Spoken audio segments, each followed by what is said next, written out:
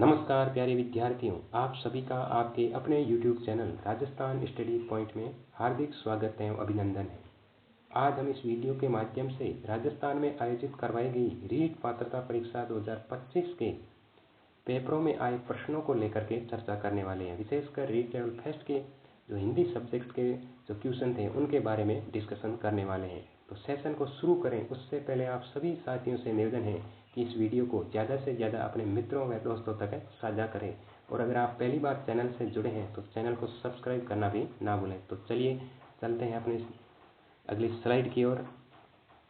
तो REET level first के हिंदी विषय से रिलेटेड क्वेश्चन था कि किसी व्यक्ति द्वारा कहे गए वाक्यों को बिना परिवर्तन किए लिखने के बाद कौन से विराम चिन्ह का प्रयोग किया गया है। कोई भी वाक्य है उसको बिना परिवर्तन किए अगर हम लिखना चाहते हैं तो कौन से विराम चिन्ह का प्रयोग उसमें किया जाएगा। तो उसमें उद्धरण चिन्ह का प्रयोग किया जाएगा।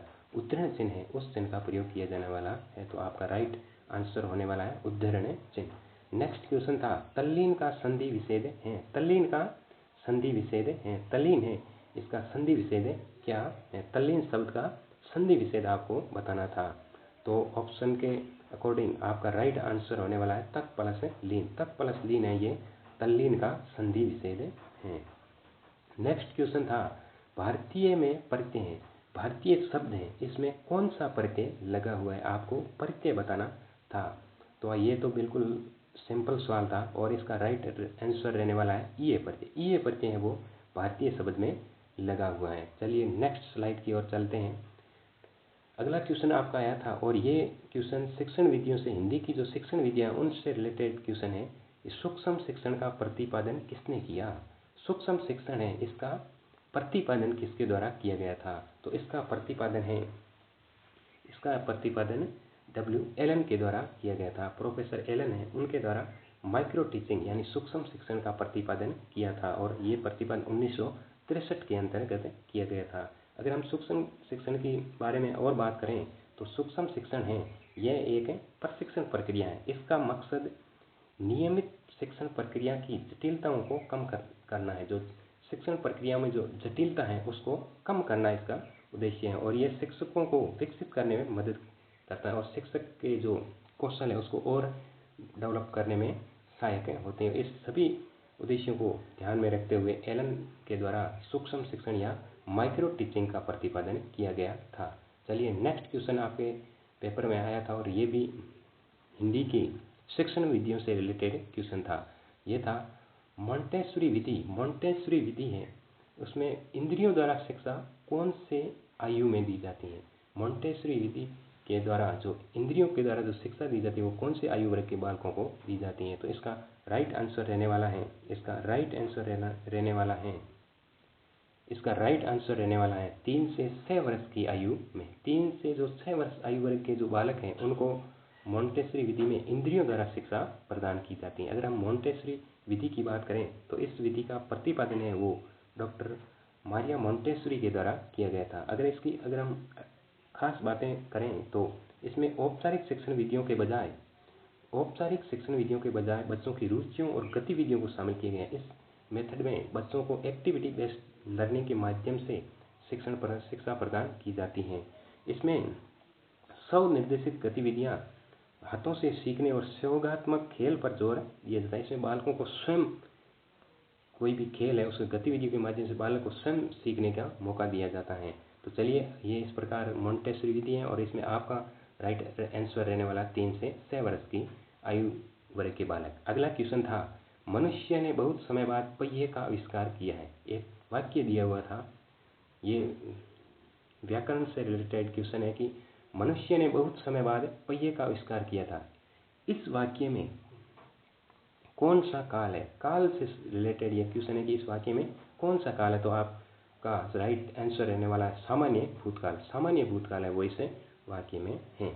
चलिए नेक्स्ट स्लाइड की ओर चलें। उससे पहले आप सभी से निवेदन है कि इस वीडियो को ज़्यादा से ज़्यादा शेयर करें और चैनल को सब्सक्राइब करें। चलिए नेक्स्ट स्लाइड की ओर चलते हैं। निम्न में से उपचारात्मक शिक्षण का उद्देश्य है। उपचारात्मक शिक्षण है उसका क्या उद्देश्य है।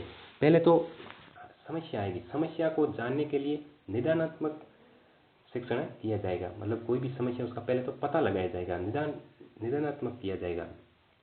फिर क्या है, फिर उसका उपचार किया जाएगा। तो उपचारात्मक शिक्षण का उद्देश्य है कोई भी समस्या है उसको पहले तो जानेंगे फिर उसे दूर करेंगे। तो उपचारात्मक शिक्षण का उद्देश्य है समस्याओं को दूर करना। अगला क्वेश्चन था, मूल्यांकन का त्रिकोण वर्गीकरण किसने दिया? मूल्यांकन का जो त्रिकोण वर्गीकरण है वो किसके द्वारा प्रदान किया गया था? मूल्यांकन का जो त्रिकोण है वो बेंजामिन ब्लूम के द्वारा किया गया था। बेंजामिन ब्लूम थे, उन्होंने दिया था।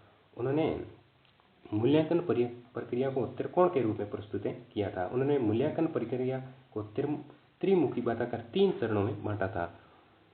इस प्रकार इसने संज्ञानात्मक, भावात्मक और क्रियात्मक पर जोर दिया था। तो ये इस प्रश्न का राइट आंसर रहने वाला है। मूल्यांकन का त्रिकोण वर्गीकरण किसने दिया? तो आपका राइट आंसर रहने वाला है बेंजामिन ब्लूम के द्वारा। अगला क्वेश्चन था, वस्तुनिष्ठ प्रश्नों के कितने सोपान हैं? वस्तुनिष्ठ जो प्रश्न है उसके कितने सोपान होते हैं? तो इसके 5 सोपान होते हैं। तो ये भी सिंपल क्वेश्चन था और आपका उम्मीद है ये भी आपका सही होगा।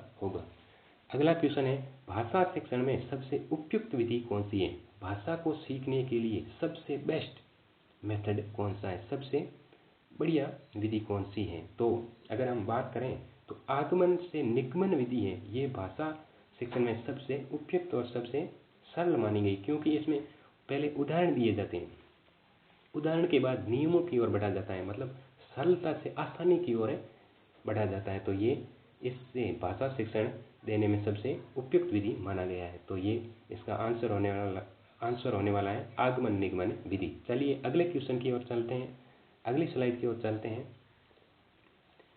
तो ये भी हिंदी व्याकरण से रिलेटेड क्वेश्चन था। तो इस बेघर का अर्थ है, बेघर का अर्थ बताना था। तो इसका सही उत्तर रहने वाला है, जिसके पास घर नहीं हो उसे बेघर कहा जाता है। एक शब्द का पूछा था कि जिसके पास घर नहीं उसे एक शब्द में क्या कहेंगे? तो बेघर कहा जाता है। अगला क्वेश्चन था, विष्णु की उपासना करने वाले को एक शब्द में कहा जाता है। जो विष्णु के उपासक हैं उसे अगर हम एक शब्द में कहें तो क्या कहा जाता है? तो उसे वैष्णव कहा जाता है। तो इसका राइट आंसर रहने वाला वैष्णव। जैसे शिव की उपासना करते हैं उसे शिव कहा जाता है, जो जाम्बुजी की उपासना करते हैं उसे विष्णु ही कहा जाता है। इसी प्रकार विष्णु की उपासना करने वाले को वैष्णव कहा जाता है। इसका राइट आंसर रहने वाला है वैष्णव। अगला क्वेश्चन है नेक्स्ट क्वेश्चन है, हर्बटी सोपान को पंचपदी का रूप किसने दिया? हर्बटी जो सोपान था उसको पंचपदी का रूप किसने दिया? तो इसका जो राइट आंसर है वो है जिल्लर। जिल्लर जो हर्बर्ट के शिष्य थे उसने इसे पंचपदी रूप दिया, क्योंकि हर्बर्ट ने इसे 4 ही सोपान दिए थे। तो 5वां सोपान है वो जिल्लर के द्वारा दिया गया था। अगर हम इन सोपानों की बात करें तो इनके जो सोपान है वो सबसे पहला सोपान की बात करें तो प्रस्तावना है। अगर हम दूसरे सोपान की बात करें तो प्रस्तुतिकरण है। अगर हम तीसरे सोपान की बात करें तो तुलना है। चौथे सोपान की बात करें तो सामान्यीकरण है। और अगर हम 5वें सोपान की बात करें तो प्रयोग है। इस प्रकार ये 5 सोपान है, ये पंचपदी सोपान कहलाते हैं और इसका जो पंचपदी रूप दिया था वो जिल्लर के द्वारा दिया गया था।